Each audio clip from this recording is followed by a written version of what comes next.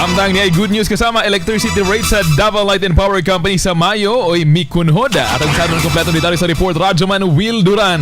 DXDC Radyoman Report. Miubos ang kinatibuk-ang residential electricity rate sa Davao Light and Power Company kung Dlpc og 0.18 pesos per kilowatt-hour. Diin, gikan sa 10.53 pesos per kilowatt-hour niadtong miaging bulan. Nahimo kining 10.35 pesos per kilowatt-hour sa bulan sa Mayo. Matod pa sa Dlpc nga kinigipatuman sa mga electricity bill nga nadawat gikan Mayo 12 hangtod Hunyo G sa 2026 ug kini Mikunhod tungod sa ubos nga transmission rate sa National Grid Corporation of the Philippines kun NGCP ug sa mando sa Energy Regulatory Commission kun ERC nga temporaryong pagsuspende sa pagpaningil sa grid energy auction allowance alang sa billing period sa bulan sa Mayo ug Hunyo. Yun ini ginasig sa Davao Light ang mga konsumante nga magtipid sa paggamit sa kuryente ug gamiton kini sa mas epesyente nga paagi aron malikayan ang pagtaas sa bill. Alang sa mga pangutana, mahimong i-contact ang Dlpc sa ilang customer contact service sa number nga